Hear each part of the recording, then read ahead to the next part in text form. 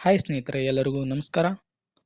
ನಿಮ್ಮ ಯೂಟ್ಯೂಬ್ ಚಾನಲ್ಗೆ ಆತ್ಮೀಯವಾದಂಥ ಸ್ವಾಗತ ಸುಸ್ವಾಗತ. ಈ ಒಂದು ವಿಡಿಯೋದಲ್ಲಿ VA ಗ್ರಾಮ ಆಡಳಿತ ಅಧಿಕಾರಿ ನೇಮಕಾತಿ 2024 1000 ಹುದ್ದೆಗಳಿಗೆ ಯಾವ ರೀತಿಯಾಗಿ ಅರ್ಜಿಯನ್ನು ಸಲ್ಲಿಸಬೇಕು ಮತ್ತು ದಾಖಲಾತಿಗಳು ಯಾವುವು ಬೇಕಂತೇಳಿ ಈ ಒಂದು ವಿಡಿಯೋದಲ್ಲಿ ತಿಳಿಸ್ಕೊಡ್ತೀನಿ ಸ್ನೇಹಿತರೆ. ಈ ಒಂದು VA ನೇಮಕಾತಿ ಆನ್ಲೈನ್ ಅರ್ಜಿ ಸಲ್ಲಿಕೆ ಲಿಂಕನ್ನು ಬಳಸ್ಕೊಂಡು ಯಾವ ರೀತಿಯಾಗಿ ಅರ್ಜಿ ಸಲ್ಲಿಕೆ ಮಾಡಬೇಕಂತೇಳಿ ಈ ಒಂದು ವಿಡಿಯೋದಲ್ಲಿ ತಿಳಿಸ್ಕೊಡ್ತೀನಿ. ಬನ್ನಿ ಹಾಗಾದರೆ ಯಾವ ರೀತಿಯಾಗಿ ಅರ್ಜಿ ಸಲ್ಲಿಸಬೇಕಂತೇಳಿ ನೋಡೋಣ. ಮೊದಲನೇದಾಗಿ KEA ಅಧಿಕೃತ ವೆಬ್ಸೈಟ್ಗೆ ಹೋಗಿ KEA ಹೋಮ್ ಪೇಜಲ್ಲಿ ಒಂದು ಕ್ಲಿಕ್ಕನ್ನು ಮಾಡಬೇಕಾಗುತ್ತೆ.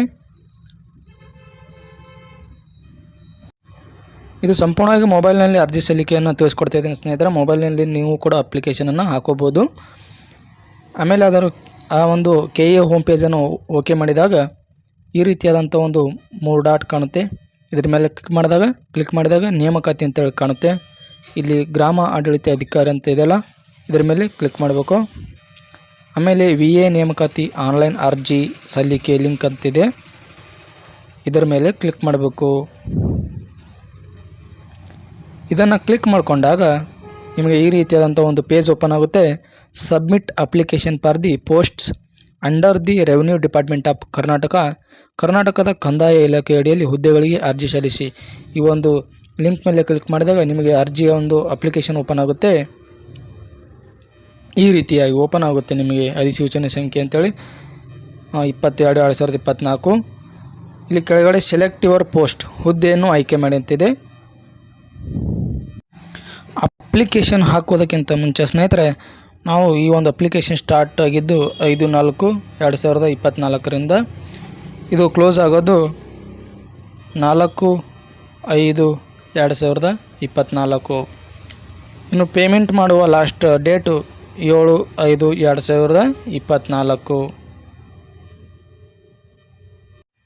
ಇಲ್ಲಿ ನಾವು ಪೋಸ್ಟನ್ನು ಸೆಲೆಕ್ಟ್ ಮಾಡ್ಕೋಬೇಕು ಸ್ನೇಹಿತರೆ. Village administrative officer post select ಮಾಡಿಕೊಂಡ ನಂತರ ಅರ್ಜಿ ಸಲ್ಲಿಸುವ ಜಿಲ್ಲೆಯನ್ನು ಆಯ್ಕೆ ಮಾಡಿ. ಇಲ್ಲಿ ಯಾವ ಜಿಲ್ಲೆಯನ್ನು ಆಯ್ಕೆ ಮಾಡ್ತೀರಿ ಮಾಡ್ಕೊಳ್ಳಿ. ನಾನು ಕಲಬುರಗಿ ಅಂತೇಳಿ ಆಯ್ಕೆ ಮಾಡ್ಕೊತೀನಿ. ಇಲ್ಲಿ ನಿಮ್ಮ ಒಂದು ಹೆಸರನ್ನು, ನಿಮ್ಮ ಒಂದು SSLC ಮಾರ್ಕ್ಸ್ ಕಾರ್ಡಲ್ಲಿ ಯಾವ ರೀತಿಯಾಗಿದೆಯೋ ಅದೇ ರೀತಿಯಾಗಿ ನಿಮ್ಮ ಒಂದು ಹೆಸರನ್ನು ಟೈಪ್ ಮಾಡುವಂಥದ್ದು. SSLC ಅಭ್ಯರ್ಥಿಯ ಪೂರ್ಣ ಹೆಸರು, SSLC ಮತ್ತು ಅಥವಾ 10ನೇ ತರಗತಿ ಅಂಕಪಟ್ಟಿಯಲ್ಲಿರುವಂತೆ ನಿಮ್ಮ ಹೆಸರನ್ನು ಟೈಪ್ ಮಾಡಬೇಕು. ಯಾವ ರೀತಿಯಾಗಿ ಟೈಪ್ ಮಾಡ್ತೀರಾ, ಫಸ್ಟ್ ಲೆಟರ್ ಕ್ಯಾಪಿಟಲ್ ಇರಲಿ, ಉಳಿಕಿದೆಲ್ಲ ಸ್ಮಾಲ್ ಲೆಟರ್ಸ್ ಇರಲಿ, ಇಲ್ಲ ಆಲ್ ಕ್ಯಾಪಿಟಲ್ ಲೆಟರ್ಸ್ ಇರಲಿ ಸ್ನೇಹಿತರೆ, ಆಲ್.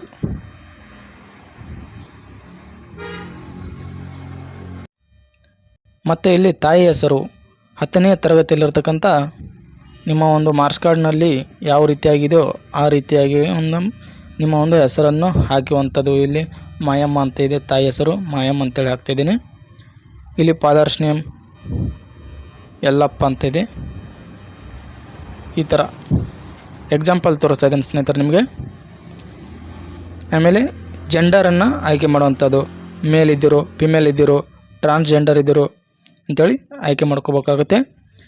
ಆಮೇಲೆ ಇಲ್ಲಿ ಪ್ರವರ್ಗ ನಿಮ್ಮದು SC ಇದ್ದರೆ SC ಅಂತ ಹಾಕಿ, ST ಇದ್ದರೆ ST ಅಂತ ಹಾಕಿ, ಪ್ರವರ್ಗ 1 ಇದ್ದರೆ ಪ್ರವರ್ಗ 1 ಅಂತ ಹಾಕಿ, 2A ಅಂತ ಹಾಕಿ, ನಿಮ್ಮದು ಯಾವುದಿದೆಯೋ ಅದನ್ನು ಹಾಕಿ. ಇಲ್ಲಿ date of birth SSLC marks ಕಾರ್ಡ್ನಲ್ಲಿರುತ್ತೆ, ನಿಮ್ಮ ಒಂದು ಡೇಟ್ ಆಫ್ ಬರ್ತನ್ನು ನಮೂದಿಸುವಂಥದ್ದು.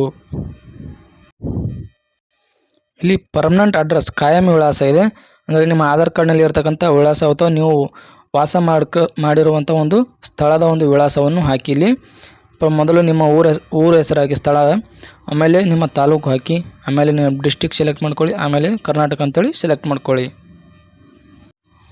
ಆಮೇಲೆ ನಿಮ್ಮ ಪೋಸ್ಟ್ ಪಿನ್ ಕೋಡ್, ನಿಮ್ಮ ಪೋಸ್ಟ್ ಆಫೀಸಿನ ಪಿನ್ ಕೋಡನ್ನು ತೆಗೆದುಕೊಂಡು ನಿಮ್ಮ ಆಧಾರ್ ಕಾರ್ಡ್ನಲ್ಲಿ ಇರುತ್ತೆ ಅದು ಅಂತ ಟೈಪ್ ಮಾಡುವಂಥದ್ದು. ಇಲ್ಲಿ ನಿಮ್ಮ ಕಾಯಮಿ ವಿಳಾಸ ಮತ್ತು ತಾತ್ಕಾಲಿಕ ವಿಳಾಸ ಎರಡೂ ಒಂದೇ ಆಗಿದ್ದರೆ ಎಸ್ ಅಂತೇಳಿ ಹಾಕಿ. ಇಲ್ಲ ನಾನು ನಮ್ಮ ಊರೇ ಬೇರೆ, ನಾವು ವಾಸ ಮಾಡುವಂಥ ಸ್ಥಳನೇ ಬೇರೆಪ್ಪ ಅಂತಂದರೆ ನೋ ಅಂತ ಹಾಕಿ ನೀವು ಎಲ್ಲಿರ್ತೀರೋ ತಾತ್ಕಾಲಿಕ ವಿಳಾಸವನ್ನು ಆ್ಯಡ್ ಮಾಡ್ಬೋದು. ಇಲ್ಲಿ ನೀವು ಚಾಲ್ತಿಯಲ್ಲಿ ಇರ್ತಕ್ಕಂಥ ಮೊಬೈಲ್ ನಂಬರ್, ಅಂದರೆ ಕಳೆದು ಹೋಗ್ತಕ್ಕಂಥ ಅಥವಾ ಟೆಂಪ್ರರಿ ನಂಬರನ್ನು ಕೊಡಬೇಡಿ. ನಿಮ್ಮ ಒಂದು ಪರ್ಫೆಕ್ಟ್ ಆಗಿರ್ತಕ್ಕಂಥ ನಂಬರ್ ಕೊಡಿ. ನೀವು ಯೂಸ್ ಮಾಡ್ತಿರ್ತಕ್ಕಂಥ ನಿಮ್ಮ ಆಧಾರ್ ಕಾರ್ಡಿಗೆ ಮೊಬೈಲ್ ನಂಬರ್ ಯಾವ್ದು ಲಿಂಕ್ ಇರ್ತೀವೋ ಆ ನಂಬರನ್ನು ಕೊಡಿ. ಮತ್ತು ನಿಮ್ಮ ಇಮೇಲ್ ಐ ಡಿ ವ್ಯಾಲಿಡ್ ಆಗಿರ್ತಕ್ಕಂಥ ಇಮೇಲ್ ಐ ಡಿ ನೋಟಿಫಿಕೇಷನ್ಗಳು ಬರ್ತಕ್ಕಂಥ ಒಂದು ಇಮೇಲ್ ಐ ಡಿಯನ್ನು ಕೊಡಿ, ಟೈಪ್ ಮಾಡಿ. ಆಮೇಲೆ ನಿಮ್ಮ ಒಂದು ಮ್ಯಾರೇಜ್ ಡೀಟೇಲ್ಸ್, ನೀವು ಮ್ಯಾರೇಜ್ ಆಗಿದ್ದರೆ ಎಸ್ ಅಂತೇಳಿ ಮಾಡಿ, ಇಲ್ಲಾಂದರೆ ನೋ ಅಂತೇಳಿ ಮಾಡಿ. ಇನ್ನು ರಿಸರ್ವೇಷನ್ನು, ನೀವು ಗ್ರಾಮೀಣ ಅಭ್ಯರ್ಥಿ ಇದ್ದರೆ ಎಸ್ ಅಂತೇಳಿ ಮಾಡಿ, ಇಲ್ಲಾಂದರೆ ನೀವು ನಗರ ಪ್ರದೇಶದಲ್ಲಿ ಓದಿದರೆ ನೋ ಅಂತೇಳಿ ಮಾಡಿ. ನೀವು ಕನ್ನಡ ಮೀಡಿಯಮ್ ಇದ್ದರೆ ಎಸ್ ಅಂತೇಳಿ ಮಾಡಿ, ಇಂಗ್ಲೀಷ್ ಮೀಡಿಯಮ್ ಇದ್ದರೆ ನೋ ಅಂತೇಳಿ ಮಾಡಿ. ಆಮೇಲೆ PDP, ಈ PDP ಇದ್ದರೆ ಎಸ್ ಮಾಡಿ, ಅಂದರೆ ಯೋಜನಾ ನಿರಾಶ್ರಿತ ಅಭ್ಯರ್ಥಿ. ಇನ್ನು ಫಿಸಿಕಲಿ ಹ್ಯಾಂಡಿಕ್ಯಾಪ್ಟ್, ನಿಮ್ಮ ಹತ್ರ ಒಂದು UDID ಕಾರ್ಡ್ ಇದ್ದರೆ ಎಸ್ ಅಂತೇಳಿ ಮಾಡಿ, ಇಲ್ಲಾಂದರೆ ನೋ ಅಂತೇಳಿ ಮಾಡಿ. ನೀವು ಮಾಜಿ ಸೈನಿಕರಾಗಿದ್ದಲ್ಲಿ ಎಸ್ ಅಂತೇಳಿ ಕೊಡಿ, ಇಲ್ಲಾಂದರೆ ನೋ ಅಂತೇಳಿ ಕ್ಲಿಕ್ ಮಾಡಿ. Are you claiming KKR reservation ಅಂದರೆ HK ಇದ್ದರೆ ಎಸ್ ಅಂತೇಳಿ ಮಾಡಿ, ಇಲ್ಲಾಂದರೆ ನಾನ್ HK ಇದ್ದರೆ ನೋ ಅಂತೇಳಿ ಮಾಡಿ. ನೀವು ಏಜ್ ರಿಲ್ಯಾಕ್ಸೇಷನ್ ಕೋರ್ತಿದ್ರೆ ಹೌದು ಅಂತೇಳಿ ಮಾಡಿ, ಇಲ್ಲಾಂದರೆ ಇಲ್ಲ ಅಂತೇಳಿ ಮಾಡಿ. ಮತ್ತು ಈ ಒಂದು ನಾವು ಅರ್ಜಿಯನ್ನು ಸಲ್ಲಿಸಬೇಕಾದ್ರೆ ಯಾವೆಲ್ಲ ಡಾಕ್ಯುಮೆಂಟ್ಸ್ಗಳು ಬೇಕು ಅಂತೇಳಿ ಮೊದಲೇ ಹೇಳಬೇಕಾಗಿತ್ತು ಸ್ನೇಹಿತರೆ. ಈಗ ಹೇಳ್ತೀನಿ, ಕೇಳ್ಕೊಳ್ಳಿ. ನಿಮ್ಮ ಒಂದು SSLC ಮಾರ್ಕ್ಸ್ ಕಾರ್ಡು, ಮತ್ತು PUC ಮಾರ್ಕ್ಸ್ ಕಾರ್ಡು, ಮತ್ತು ನಿಮ್ಮ ಕಾಸ್ಟ್ ಸರ್ಟಿಫಿಕೇಟು 371J HK ವಿಭಾಗದ ವಿದ್ಯಾರ್ಥಿಗಳಿದ್ದರೆ ಓಕೆನಾ. ಮತ್ತು ನಿಮ್ಮ ಒಂದು ಆಧಾರ್ ಕಾರ್ಡ್, ವೋಟರ್ ID ಅಥವಾ ಆಧಾರ್ ಕಾರ್ಡ್.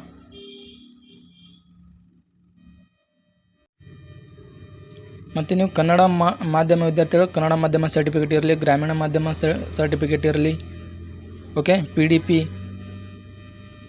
ನೀವು ಎಕ್ಸ್ ಆರ್ಮಿ ಇದ್ದರೆ ಒಂದು ID card, discharge ID card. Okay, physically handicapped ಇದ್ದರೆ UDID ಕಾರ್ಡ್.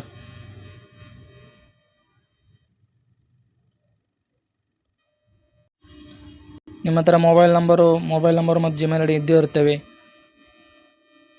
ಹೌದಾ. ಮತ್ತು ಫೋಟೋ ಮತ್ತು ಸಿಗ್ನೇಚರ್, ಇಷ್ಟು ಡಾಕ್ಯುಮೆಂಟ್ಸ್ಗಳು ನಿಮ್ಮ ಹತ್ರ ಕಡ್ಡಾಯವಾಗಿ ಇರಲೇಬೇಕು ಸ್ನೇಹಿತರೆ. ಇಲ್ಲಿ ನಿಮ್ಮ SSLC ರಿಜಿಸ್ಟರ್ ನಂಬರ್ ಹಾಕಬೇಕು. ಮತ್ತು ಇಲ್ಲಿ ಸೆಲೆಕ್ಟ್ ಕ್ವಾಲಿಫಿಕೇಷನ್ ಅಂತ ಹೇಳಿದೆ, PUC ಅಂತೇಳಿ ಬರ್ತದೆ ಇಲ್ಲಿ. Second PUC or equivalent. Okay, ನೀವು PUCಯಲ್ಲಿ ತೆಗೆದುಕೊಂಡಿರ್ತಕ್ಕಂಥ ಒಟ್ಟು ಅಂಕಗಳನ್ನು ಹಾಕಬೇಕು. ಆಮೇಲೆ ಮ್ಯಾಕ್ಸಿಮಮ್ ಮಾರ್ಕ್ಸ್ಗಳು ಎಷ್ಟಿರ್ತಾವೆ, 600 ಇರ್ತಾವಲ್ಲ, ಅದನ್ನು ಇಲ್ಲಿ ಟೈಪ್ ಮಾಡಬೇಕು. ನೀವು ರಾಜ್ಯ ಅಥವಾ ಕೇಂದ್ರ ಸರ್ಕಾರಿ ಸೇವಕರಾಗಿದ್ದಾರಾ ಇದ್ದರೆ ಎಸ್ ಅಂತೇಳಿ ಕೊಡಿ, ಇಲ್ಲಾಂದರೆ ನೋ ಅಂತೇಳಿ ಕೊಡಿ. ಪ್ರಸ್ತುತ ಕೆಲಸ ಮಾಡುತ್ತಿದ್ದೀರಾ ಅಂದರೆ ಮಾಡ್ತಿದ್ದರೆ ಎಸ್ ಅಂತೇಳಿ ಕೊಡಿ, ಇಲ್ಲಾಂದರೆ ನೋ ಅಂತೇಳಿ ಕೊಡಿ. ಆಧಾರ್ ಕಾರ್ಡ್ ಕಡ್ಡಾಯವಾಗಿದೆ. ಆಧಾರ್ ನಂಬರ್, ನಿಮ್ಮ ಒಂದು ಆಧಾರ್ ಲಾಸ್ಟ್ 4 ಡಿಜಿಟ್ಸ್ ನಂಬರನ್ನು ಇಲ್ಲಿ ಎಂಟ್ರಿ ಮಾಡುವಂಥದ್ದು. Okay, last 4 digit only.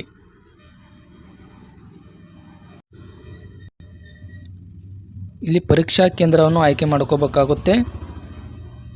ಇಲ್ಲಿ ಬೆಳಗಾವಿ, ಬಳ್ಳಾರಿ, ಬೆಂಗಳೂರು ಅರ್ಬನ್, ಬೀದರ್, ವಿಜಯಪುರ, ಬಾಗಲಕೋಟೆ, ಚಾಮರಾಜನಗರ ಎಲ್ಲ ಡಿಸ್ಟಿಕ್ಗಳಲ್ಲಿ ಕೊಟ್ಟಿದ್ದಾರೆ ಸ್ನೇಹಿತರೆ.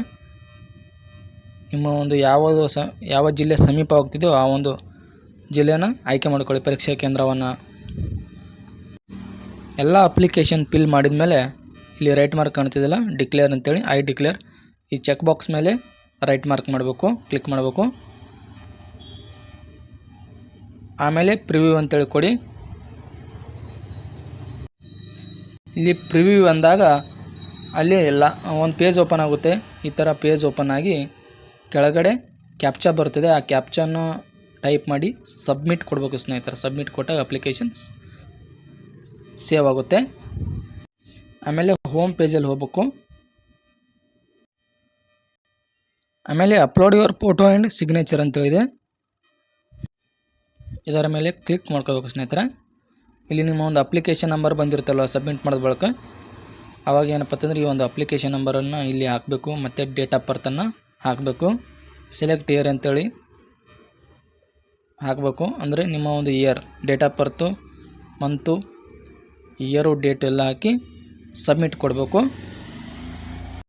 ಸಬ್ಮಿಟ್ ಕೊಟ್ಟಾಗ ಫೋಟೋ ಮತ್ತು ಸಿಗ್ನೇಚರ್ ಅಪ್ಲೋಡ್ ಮಾಡುವಂಥ ಒಂದು ಪೇಜ್ ಓಪನ್ ಆಗುತ್ತೆ. ಅಲ್ಲಿ ಇಂತಿಷ್ಟು KB ಅಂತ ಇರುತ್ತೆ. ಆ KBಗೆ ತಕ್ಕಂತೆ ಒಂದು ಫೋಟೋ ಮತ್ತು ಸಿಗ್ನೇಚರ್ನ ಆ್ಯಡ್ ಮಾಡಬೇಕು. ಸಕ್ಸಸ್ಫುಲಿ ಸಬ್ಮಿಟ್ ಆದ ತಕ್ಷಣ ಹೋಮ್ ಪೇಜ್ ಅಂತೇಳಿ ಕ್ಲಿಕ್ ಮಾಡಬೇಕು.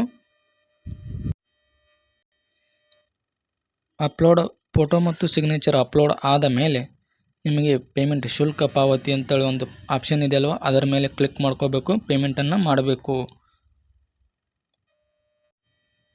ಈ ಪೇಮೆಂಟು ಪೋಸ್ಟ್ ಆಫೀಸ್ನಲ್ಲಿ ಮಾಡ್ತಕ್ಕಂಥದ್ದು. ಮತ್ತು ಆ ಪೇಮೆಂಟ್ ಆಗಿದೆಯಲ್ಲ ಅಂತೇಳಿ ನೀವೊಂದು ಸ್ಟೇಟಸನ್ನು ಕೂಡ ಚೆಕ್ ಮಾಡ್ಬೋದು. ಆಮೇಲೆ ಎಲ್ಲ ಸಕ್ಸಸ್ ಆದಮೇಲೆ ಪೇಮೆಂಟ್ ಸಕ್ಸಸ್ ಆದಮೇಲೆ ಪ್ರಿಂಟ್ ಅಪ್ಲಿಕೇಶನ್ ಅಂತಿದಲ್ವ, ನೀವು ಪೋಸ್ಟ್ ಆಫೀಸಲ್ಲಿ ಪೇಮೆಂಟ್ ಮಾಡಿದರೆ 48 hours ಅಂದರೆ 2 ದಿನಗಳ ನಂತರ ನಿಮಗೆ ಒಂದು ಪ್ರಿಂಟನ್ನು ಜನ್ರೇಟ್ ಆಗುತ್ತೆ. ಅಪ್ಲಿಕೇಶನ್ ನೀವು ಹಾಕಿರ್ತಕ್ಕಂಥ ಒಂದು ಅಪ್ಲಿಕೇಶನ್ 48 hours ಜನ್ರೇಟ್ ಆಗುತ್ತೆ. ಹಲವು ಸ್ಪರ್ಧಾರ್ಥಿಗಳು ಏನಪ್ಪ ಅಂತಂದ್ರೆ ಕಂಪ್ಯೂಟರ್ ಸರ್ಟಿಫಿಕೇಟ್ ಬೇಕಾ ಸರ್, ಈ ಒಂದು VA ಅಪ್ಲಿಕೇಶನ್ ಹಾಕಲ್ಲ ಅಂತೇಳಿ ಕಮೆಂಟ್ ಮಾಡಿದಿರಿ. ಈ ಒಂದು VA ಅಪ್ಲಿಕೇಶನ್ ಹಾಕೋಕ್ಕೆ ಕಂಪ್ಯೂಟರ್ ಸರ್ಟಿಫಿಕೇಟ್ ಬೇಕಾಗಿಲ್ಲ. ಯಾಕಂದರೆ ಅಲ್ಲಿ ಏನು ಯಾವುದೂ ಆಪ್ಷನ್ ಕೊಟ್ಟಿಲ್ಲ ಕಂಪ್ಯೂಟರ್ ಸರ್ಟಿಫಿಕೇಟ್ಗೆ ಸಂಬಂಧಿಸಿದಂತೆ. ಯಾಕಂದರೆ VA ಅವರು ಮೊಬೈಲ್ ಮುಖಾಂತರ ಒಂದು ಕೆಲಸವನ್ನು ಮಾಡ್ತಿದ್ದಾರೆ. ಆದ್ದರಿಂದ ಈ ಒಂದು ಪೋಸ್ಟ್ಗೆ ಕಂಪ್ಯೂಟರ್ ಸರ್ಟಿಫಿಕೇಟ್ ಕೇಳಿಲ್ಲ. ಸೊ ಇದಿಷ್ಟಾಗಿತ್ತು ಸ್ನೇಹಿತರೆ, ವಿಲೇಜ್ ಅಕೌಂಟೆಂಟ್ಗೆ ಯಾವ ರೀತಿಯಾಗಿ ಆನ್ಲೈನ್ ಅಪ್ಲಿಕೇಶನನ್ನು ಸಬ್ಮಿಟ್ ಮಾಡ್ಬೇಕಂತೇಳಿ. ನೋಟಿಫಿಕೇಷನ್ ಆದ ಬಹು ದಿನಗಳ ಬಳಿಕ ಏನಪ್ಪ ಅಂತಂದರೆ ಈ ಒಂದು VA ಅಪ್ಲಿಕೇಶನ್ ಲಿಂಕ್ ಓಪನ್ ಆಗಿದೆ. ಎಲ್ಲ ಸ್ಪರ್ಧಾರ್ಥಿಗಳು ಖುಷಿ ವಿಚಾರ ಅಂತಲೇ ಹೇಳ್ಬೋದು. ಮತ್ತು ಇನ್ನೂ ಯಾರು ನಮ್ಮ ಚಾನಲ್ನ ಸಬ್ಸ್ಕ್ರೈಬ್ ಮಾಡಲ್ಲ, ದಯವಿಟ್ಟು ಸಬ್ಸ್ಕ್ರೈಬ್ ಮಾಡಿ ಅಂತ ಹೇಳ್ತಾ ಈ ವಿಡಿಯೋನ ಇಲ್ಲಿಗೆ ಮುಗಿಸೋಣ ಸ್ನೇಹಿತರೆ. ಧನ್ಯವಾದಗಳು.